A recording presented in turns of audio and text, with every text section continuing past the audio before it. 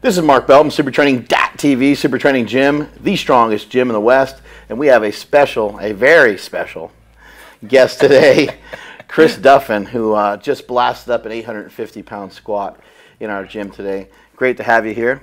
Glad to be here. We're doing a Q&A. I threw up a question on Instagram and also on Facebook, and we're going to rip through some questions that some of you may have had for my fat little self, but mainly for Chris here. First question is kind of a two-part. I guess we'll start with part number one is what's the deal with all the tattoos, and is there some sort of inspiration behind them, or you just start marking yourself up? You know, I wanted to look like a Viking king. No. Seriously, the most recent one is this dragon that circles my upper body, and I've had a lot of questions on that. That's called an Ouroboros, and it's from Northern European mythology.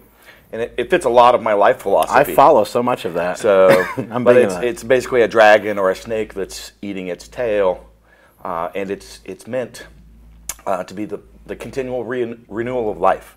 New beginnings, like making yourself new today. Right. And that fits a lot of my philosophy in life, is deep shit. To be continually reinventing yourself and deep squats and deep thoughts. I like it. Yeah. So the second part of this is what's the deal with all the shirtlessness all the time? Oh, I look dead sexy.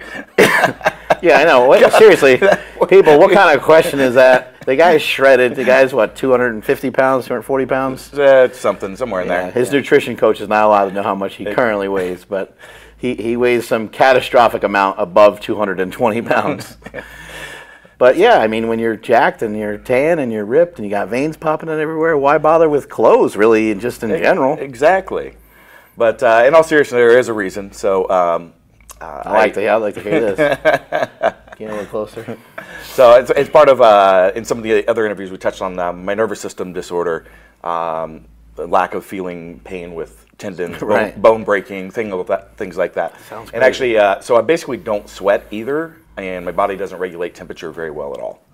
So I overheat rapidly. And so training that's an unpleasant part of training for me. So basically, anytime I start moving, I'm overheating. Basically, Chris is a little different. He's made out of something different than the rest of us. Our lifter, Chris Ramos, who has successfully hit a 705 squat in competition, I think at like 198 or some shit like that. Huge squatter himself. He hit Chris while Chris was kind of getting ready to get underneath the bar for a squat, and he had to kind of do a retake and hit him again because he was like, that feels like steel. He hit me? Yeah, I think so. Oh, I didn't. You'll have to get him back. You'll have to get him back. Yeah, but he hits you and he's like, he feels like one of the pillars of the monolift. Never seen anything like that in my life. Let's get to some other questions. Let's see what else we got here. I don't know how to read, so I'm the perfect person to read these off. This is great. Let's see. What's a good one? How much HIIT is recommended to promote fat loss with inhibiting muscle growth? You do any HIIT style training? I have done a fair amount in the past, and so I do have recommendations on that. I just haven't had the time to really fit it into my training recently. Right. But I recommend high intensity interval training, basically not to exceed 12 minutes at one time. So you want to be in 8 to 12 minutes of total work. So if you're like 50% on, 50% off, you're looking at basically a 16 to 24 minute session total. Right. And I like to do it in waves. So if you think about a classical like 5 or 6 week training cycle, your first 3 weeks you would hit like 3 or 4 HIIT sessions a week. And then the second 3 weeks of your 6-week training cycle, that's the time that you're trying to advance your weights and beat your PRs over the previous 3 weeks, and you just taper it down. So instead of 3 sessions, you do 2 sessions, then 1 session, then 0 sessions the 6th week. And you should see a nice strength bump, and then you restart again. And that way you can make progressive advancements in your cardiovascular health, reduce fat, but not just completely burn yourself out. And you're basically matching it to your strength cycle. A lot of people just want to just keep hitting it. And if you cycle it or wave it in that fashion. So is the conditioning, everyone wants to talk about fat loss, but is the conditioning a huge element to strength gains as well? So you have to have work capacity, Right. to be able to optimize your strength training, right? If all you can do is come in and just get your squats in and not get the work in, Right. how's that going to affect you as a whole for making strength gains? Right. So it's important to do that. It's to have a level of work capacity. So you can Recovery actually, purposes. yeah, so you can being able actually to handle go and more. train. So the more work that you can do, the more stimulus you're going to get for us. This is really strange. I think I'm starting to hear this from multiple people. Louis Simmons used to talk about GPP. Stan Efferding came here and talked about it. Maybe some of you kids out there should listen up and start doing some of this stuff. Right now, you train every day as well. I call it work capacity training. That's Right. just like I try to think about it as, my overall work capacity. How do I develop that and get that higher? Right. So And currently, you told me you're just training every day. Something you're messing with. That's what I'm doing right now. Right. So I'm playing around with that. I recover better than most people, honestly. So it's not that necessarily a recommendation at this point. Right. A lot of my training stuff, unless I've had the time to test and prove it, I usually don't write articles about it or speak about it because I don't want to be the flavor of the month. I want the content that I put out needs to be proven. So what I'm doing right now is just I'm in the test phase. So, but yes, I am basically training 6 to 7 days a week at the moment. What else we got? What made you want to start powerlifting? I was in the gym, and there was a couple guys training for a bodybuilding show, and they were ginormous. Right. And I would run circles around them every day we were in the gym. And I'm like, what the heck? so I'm like, I'm gonna just go do a competition, bench press. I was a bencher at that time. I'm like, I'm gonna go do a bench press competition. Wrong with that. And I looked, and it was a bench press and deadlift competition. So I'm like, well, what's a deadlift? So I figured that out. Right. And so I went and did it. And this was in 2000. And it was supposed to just be a one-time thing. And I went to it, and at the end of the day, I went, well, I'm doing that for the rest of my life. So, Right. Very cool. I got a question from a fan and a friend of ours, Omar Isuf. I know you're listening out there, Omar Isuf. He said, what are the best things that I learned from Chris Duffin, and vice versa. So I'll start. The things I've learned from Chris so far in this visit is his passion and dedication to the sport. And when we did a lot of bench pressing yesterday, we went through multiple sets of bench press. We worked up heavy. Then we took the weights down quite a bit. We worked on form and technique. I put him through some rest pause method. And once we were done with that, that wasn't enough for Chris. Chris is like, hey, you know what? I'm kind of big through here, and I got this and that going on. It's okay size-wise, and can probably help me get to the next level. But I need to slap some size on the front delts, and I need to. He kept expressing, not that he wanted to. He kept saying the word need. I need to. He kept saying that over and over again. And that was kind of the theme of the week that I've seen from you, and that I've learned from you is, just his dedication and his passion. While other guys are leaving the gym, he's still over there doing set after set after set, making sure he's getting his work in. We put Chris through some more shoulder stuff, and even after that, the conversation was, I said, hey, when you're doing this stuff, in your head, when you're doing these front raises and doing these various movements, think of 501, because that's usually a kilo number that you run into in a contest. He said, 501's not good enough. He said 501 is a thing of yesterday. He's like, I need to think, what was the number, 530, 540? 540, yeah. 540, it was in his head. And then he got down for the lift, and he was thinking 540, 540. That's the kind of tunnel vision and the precision it's going to take if you ever want to try to scratch the surface of some of the things that this guy's done. What have you learned from Chris Duffin? What I've learned from Mark is to be less risk averse, to go after the things in life that you want to do, and just figure out a way. And that's definitely been something that I try to do. But I think Mark exemplifies that. What he's done with super training, the slingshot, the podcasting, everything. It's like he's built a life for himself and those around him Right. just by doing what he wants to do, what he's passionate about and loves to do, and you know, that's something to learn from. Very cool. And you know, when Stan Efferding was here, I was floored by what he said. He said, you know, if you got the dedication to wake up at certain hours, you got the dedication to squeeze in all your meals and to manipulate your body and to get these enormous strength gains and work towards being a world record holder, that he said within several years you should be able to be a millionaire.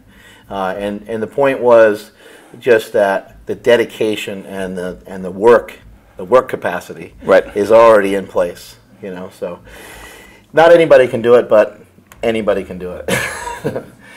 Let's see, what do we got going on here? What the hell's next? People want to know why you squat so high, why you squat so wide. What have you found to be some of the best shoulder stretches? I know that before we start that, Chris was big into kind of stretching his shoulders before a squat workout, which is not commonly done, not commonly even thought of. So talk about that a little bit. It's not necessarily stretching the shoulders per se, but let's get back to basics here. I actually don't do a lot of what's called pure mobility or stretching work. It's really actually what we call achieving distal mobility with proximal stability. So a lot of times if you don't have stability here, that's actually what ends up shutting you down and getting you tight and losing mobility. So by fixing and resetting that, you can see some pretty phenomenal gains. I mean, yesterday or the day before, I worked with one of your athletes, Dave, like Big Dave, yeah. 10 inches away from touching his toes. Zeus, you guys know him as Zeus. So barely got past his knees. And we did some stuff with the core, no stretching, went back, retest, he can touch his toes. So there's that. Now, like what we're talking about, opening up the shoulders, like I'm cueing basically scapular retraction before I get into squat. And the reason for that is I want to be in the perfect squat position. A lot of people talk about, you know, how erect I stay, what great bar position, all those things come into play. Erect in the hole. But it's not by happenstance. That's exactly what I'm trying to accomplish. Right. So I don't stretch my hips before I squat, but I stretch the things or cue the things to basically kind of like an activation. Yeah, exactly. So while I'm doing it, we did I've got some videos on it, but what's called an overhead RNT squat, reactive neuromuscular. And you're doing it, you don't feel that you're making any change. Light. I think he was using like a mini band or something like that. Yeah, almost lightest band I can find. I think it's even less than a mini band. So it's just enough just for it to cue the muscles back there to fire. You're doing like an overhead squat. Do an overhead squat. I work on having the core centrated while I'm doing it. And you walk away from it, you're like, well, I'm sweating really hard, but I don't feel like I really did a doorway stretch and opened up my pecs and shoulders, right? But if you walk up to the bar before you do that, and after that, all of a sudden you'll be like, whoa, I can get in super tight because the muscles can engage, pull, and get in position. Then that allows me to get in that great squat position. Right. Chris is somebody who's been wiped out by several big injuries, and he told me that he had shoulder pain for years. And what helped you get rid of that shoulder pain? What helped me get rid of that shoulder pain is what I call the shoulder rock. And it's a classical device. It's a swinging device that I sell on my website, kabukiwarrior.com. But it's integrated with some cues from dynamic neuromuscular stabilization, basically integrating the shoulders into the core. So I invented this device, or a new take on this device, along with the cueing strategies that come with that product. I had shoulder pain for 8 years. And then after a month of using this was 2 years ago, in that fashion, I've had zero shoulder pain since that time. What do you think is responsible for that? Like with the shoulder rock in particular, what do you think is responsible for pulling you out of pain? So it hits on a number of different things. So a lot of people look at it when they see it and go, oh, that's a really great mobility movement. Well, yes, it's actively... Or they might think it's just for your shoulder. Right. So it's actively, allowing you to move through the entire range of motion. Right. So yeah, there's definitely some eccentric opening and stretching of the shoulder. But at the same time, you're actually cueing and firing all the muscles that support that shoulder girdle. And at the same time, doing that in a fashion where you've got the core integrated, plugged in together, and it's basically getting that shoulder talking with the core and working together. Basically, it's doing a reset. So you imagine your computer, you know, if it's got an issue, sometimes you go hit the reset button and it fires up again. Right. So it's the same concept. Like we all learn to basically walk. We all learn in this process of, as a baby, you learn to roll over, then you learn to get into a crawl position, then you learn to stand up and walk. And there's all very basic fundamental ways that we move, and if you watch a baby, they all learn in the same manner. They got their belly sticking out. They got and then, you know, their wide stance. They kind of look like powerlifters. That's right. But, you know, in society and all the other things going wrong with us sitting in chairs, using electronic devices, or in our world, doing open chain movement with a open chain movement with a non-centrated core. Basically what happens is the shoulder starts tightening up. Right. So you get what's called the frozen shoulder, and then we start gaining mobility in places that we shouldn't. Shoulder's a joint where we should have mobility. Elbow's a joint that is more of a fixed joint. Right. Spine, you've got mobility there to reach over and pick up things, but when it comes to load, this is actually not where we want to get mobility from. Right. So those things start going wrong, and so basically it's a method for hitting the reset button on that. Right. What are some of the, there's a question on here, what are some of the more major injuries that you've had over the last several years? The last couple years I haven't had any major injury. So with a lot of these, refining these techniques and things, I've been getting away from that. But the thing is, I'm a pretty strong lifter. I push myself very hard. Yeah. And, you know, when you're trying to push the absolute limits of what your body is capable of, there's times that you're going to push past those boundaries. So I have hurt myself. But that doesn't mean I don't know what I'm talking about when it comes to not getting injured, right? Right. But so last injury was 2 years ago. I tore my left adductor while squatting in a meet. That was the fall, a pretty good fall that you had, right? Pretty nasty fall. It's an ugly video. Several years before that, I was just being really stupid, letting my ego get in me, and after doing a very heavy bench session, I decided to walk over on the rings and do an iron cross and detach 2 heads of this pec right here. So those have been surgically reattached. So you cannot do an iron cross. I can do an iron cross, but only for about 2 seconds. And then the tendons don't stay attached to the bone anymore. Apparently at 250 pounds and never having done them before might be a bad idea. So not recommended. Not recommended. And I've had surgery on both elbows, so that's actually a result. We talked about the shoulder pain. I had really, really horrible shoulder mobility. And so, you know, the body's trying to find mobility somewhere, trying to find stability. Right. So, you know, the biceps basically got tight, and we're pulling on that elbow joint, decentrated it, and basically just blew out my elbows. They were just worn. Cartilage is shot, right. Bones shot. You think about a big, nice, loose ball and socket there slapping around. Right. So some of the major ones. Because of this, I've also detached this head of this bicep, which we, in an unusual case, decided not to reattach it, which normally you would, but because my elbows are in such bad shape, this actually makes my normal everyday life a little easier, because I don't need that extra strength for my life. You know, it's the one bicep is plenty fine enough, but it actually loosens up that joint a little bit. Gotcha. So my elbow is actually going to last longer. So I kind of sacrifice a little bit in the lifting so that I can, you know, function a little better. We have a question here about box squats. Somebody says, how often do you throw in box squats? And then let's just kind of talk about them in general. So how do you utilize box squats, let's say, for yourself? And then also, you know, are they utilized in your gym for particular purposes and reasons? So we utilize box squats in Elite Performance Center quite a bit, especially with newer lifters, as we're teaching. You know, we teach spinal stabilization first, but then, you know, as you move from that, we start teaching how to hinge at the hips. The box squat is a great way to over-exaggerate that motion, right. And so that you can really teach people to do that and then really work on hip firing patterns. So we use it as a tool when we see, you know, assess and go, hey, there's an opportunity here. And particularly with people, until they learn how to be able to maintain control and not have flexion in their back. So that's a nice way to control a new lifter, to say, this is the depth that you're going to squat to until you're able to squat deeper safely. Right, so we do that, and then we have a number of lifters that will program it into their cycle in classical fashions. For myself, I really don't use them much anymore because I'm very proficient in my squat, and I don't really see it doesn't really fit into my program. So I find I vary my training with other ways. So it's probably been a couple years since I've really done any box squats. Right. Not saying they're not valuable. We use them quite a bit, but it's, you've got to look at what your training is and what you actually need from your training.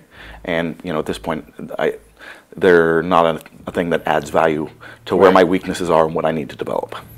There's a lot of questions on here, pertaining mainly to pain, because a lot of the videos that you shot where you're talking about mobility and activation type stuff to keep you out of pain and to keep you healthy, and some of the warm-up stuff you shared with Mike and I. What I would suggest to you guys is that you start to follow his YouTube closely, because he goes over a lot of this stuff.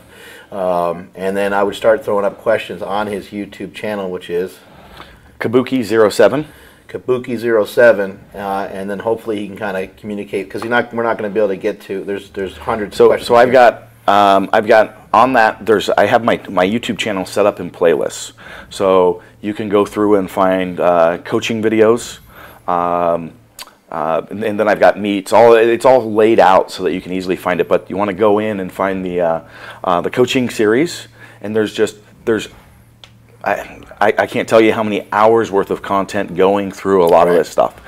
So it helps people be able to find that. Oftentimes I'll have articles that go with them. So if you look in the description.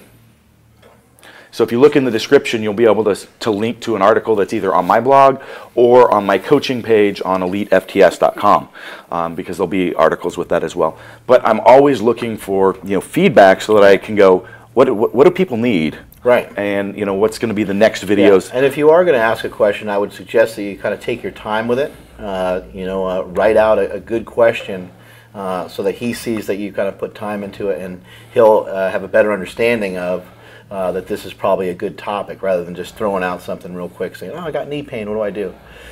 Try to be a little bit more specific, and it will probably hit a larger base of people.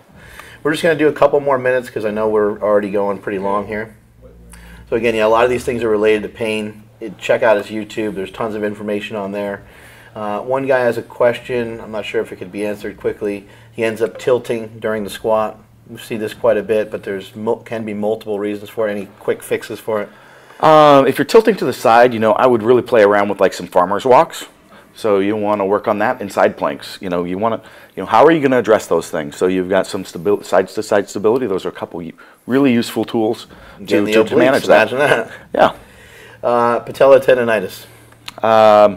No quick answer on that one. Yeah, just way too much involved. The way the person walks, the type of shoes they wear. You definitely want to, and you definitely, if you've got that, you want to see a practitioner in your local area. Is ice effective? Ice is very effective for pain management. For healing, generally I like to see heat. Okay. And movement. We want to see good, clean movement. It actually, it's one of the best ways to heal things. So that's often how I go about helping people recover, is actually finding what's dysfunctional in the movement, getting good, clean movement, and doing it multiple times a day. So it may be goblet squats, Bulgarian split squats, things like that, where we're doing that, combining that with heat. Those are going to be pretty effective strategies. But rest is not what you want. Right. So you don't want to work into pain. So you want to work kind of on the edges, the peripheral of pain, but not go into it. So we don't want to push into it. But if you're working that and then continually bumping that a little bit further, that's how we heal. What should some people do, when they are injured? I'm just talking in a very, very general fashion, and I'm talking about bumps and bruises from training, elbow tendonitis and things of that nature. What's some just good general advice? You have some tips that you usually throw out to people when they start saying, "Oh man, I can't do pull-up. I can't." They start listing out the X amount of things they can't do. So one of the things is, you've got to find what's dysfunctional with the movement. I mean, that's how we make gains. If we've got good, clean movement and we add progressive load onto it, we make gains over time. When we're injured or have nagging stuff, that holds us back. So you've really got to take a dig in and find out what's going wrong. And a lot of the times, you need to chase it a little bit further. So I've got this elbow issue, right? Well, it wasn't because of, for me, it wasn't because of this. It was because of this, which was because of this, right? So you may need some help finding somebody. Rehab to performance Powerlifting.com is a great place to provide both, find people that from the clinical base or sports trainers that have a background in some of the concepts that I go through and talk about. So it's a great resource because sometimes you need that help for somebody to help you walk down the path. But usually what we've got is where you're experiencing pain is a result of your compensation somewhere else. Right. And you need to find that compensation and fix that. Right. And then you'll find relief to where it's at. I always suggest to people too, you know, stop concentrating on the 3 to 5 things that you can't do, and find a couple of things that you can do. Absolutely. Write those things down. Like, it's important. Like, don't just have it in your head. Write those things down and try to get to them as much as possible. And if you're able to, let's say you can't sumo deadlift because it tweaks your knee, but you can squat. Well, in your squats, maybe in your warm-ups and stuff, just with the barbell or even just with body weight, try to move back and forth in the squat. Try to get some good movement, as Chris is talking about here. Start to work into some different lunge positions and find some different things. You're going to find something that tells you the story of what's going on with your knee. So absolutely. And the other thing, and I'm going to steal this. This is from Dr. Charlie Weingroff, but it's looking at the difference between how do you lateralize versus regress. So instead of I can't squat, I'm going to move back and not squat or just not do anything. Right. How do I lateralize? What can I do that is going to move my squat forward? Right. And you know, because there's a lot of things that you can go, oh, hey, I've got no pain doing this. And actually, if I spend 3 months like kicking ass and making this better, my squat's going to go up, even though I'm not necessarily can't squat. You blow out a shoulder, what would you do? You hop on a safety squat bar. Exactly. Right? So that's something that you can still do. And that's what we call lateralization. So I think too many people like let the excuse hit them, and now I can't do that, instead of figuring out some other way around that. How do you can still move forward while you're dealing and fixing that issue? There's so many different ways to move, and there's so many different methods out there. Chris here was having a real hard time with any sort of overhead press, and again, he wanted to really get a focus in on his delt, and I just kind of suggested to him, well, let's use a little bit of bodybuilding strategy to really get in there deep, and so let's pre-fatigue it with several different shoulder type of movements, and then if you do any form of overhead, or even if it's a high incline or of some sort, it can be done with a very light weight but still be highly effective. So yesterday when he was done with his bench workout, I had him doing, he was on an incline and he was doing front raises, you know, just sitting on the incline regular, and then we faced him the other way and he just did them that way. We even added in some overhead shoulder presses in the rack where he's kind of scraping the barbell against the rack so you can kind of press this way rather than trying to be way back in here. There's always a way. Yep. Somebody wants to know how to fix overextension, which that can be a long story as well. But so overextension, that's definitely something that we want to avoid. Now, there's going to be things like where we're bench pressing and things like that where it's part of it, and so we want to manage or mitigate that elsewhere. But overextension happens if we don't have good stability in the core. So I have some great videos on this. So I don't think we need to go into this, but I've got numerous videos on bracing and breathing strategies that if you incorporate that, that's going to give you the stability that's going to stop that overextension. One thing I noticed that helps with a lot of the lifters here is simply to kind of brace downward, as he's talking about.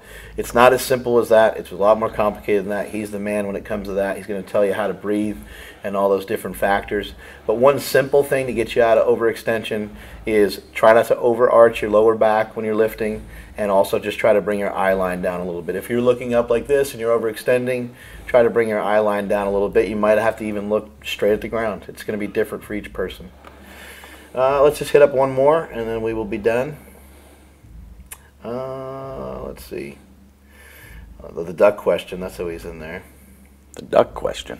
Yeah, the would you rather fight 100 duck-sized horses or one horse-sized duck? I have no freaking clue. I don't want any parts of duck fights. Yeah, it sounds dangerous. Let's see. Favorite whiskey? Good way to end it. All right. Right now it's Willet Reserve. I've got some. He's sponsored. No, I'm not sponsored by them. Oh, I'm so sponsored. But I've got a very nice gift given to me recently of some Jim Beam, and sherry cask, special reserve that I'm looking forward to cracking open. This right here that Matt Vincent left was incredibly good. Blanton's, the original single barrel bourbon whiskey. So anyway, bourbon whiskey is definitely my recommendation. So if you want to get into bourbons, that's the way to go. But lastly, I had a bunch of guys asking you questions about your intra-workout. You were mixing up this and that, and you were drinking different things. So give us some basics on that concoction. What's it doing for you? Okay, so there's a lot of, there's actually stolen from the bodybuilder side of the world, so a lot of bodybuilders are doing this. This guy steals, he cheats, I mean, the list of things go on and on. Knee wraps, belts, monoliths, wide squats. So anyway, I use a combination of highly branched cyclic dextrin, PeptoPro, leucine, some electrolytes. These are all things that are going to digest rapidly. So basically you're fueling your muscles as you're training, as you're breaking them down. And so especially with very high volume. So if you're just coming in and just doing a heavy lift, it's not going to be, you're not really going to notice much from it. But if you're doing like frequent high volume training, that sort of thing like I'm doing, you're going to notice a pretty significant improvement in your recovery. It's something that I've been doing for a couple years, and we're finding just more recent change. So it was like 6 months ago, switching to the use of the highly branched cyclic dextrin, which has taken it a step further. Usually I've got creatine mixed in there as well. So that's awesome, that's man. it. It's just an honor to have you here. It's been awesome. We really appreciate the time and effort that you put into helping us with some of these videos and helping some of my lifters. It's not always that the lifters always hang out and always want to talk to whoever we have around, but they were really excited to have you here. So we appreciate all the help, my man. And been a good time. Good luck with everything, and just go ahead and plug your website and your Instagram and stuff like that, and we'll be out of here. Okay, kabukiwarrior.com. So that's KABUKI warrior.com. Instagram Kabuki_strong, Twitter Kabuki strong, and Facebook Chris Duffin, coach athlete, or just Chris Duffin. You can find me on there, but I think it's full. He also writes for Power Magazine. Look at that. Power Magazine, Elite FTS. Look under coaching logs, Chris Duffin. So you'll find both articles and coaching on there, training videos on there. Strength is never a weakness, and that is it from supertraining.tv. If you like the content and you want to support the production of further content and also look like a badass, check out Whiskey and Deadlift shirts. You can buy them on my website, kabukiwarrior.com. Or if you actually want to move better and improve your strength and performance as a strength athlete, I also recommend that you check out the Shoulder Rock. Again, available on kabukiwarrior.com.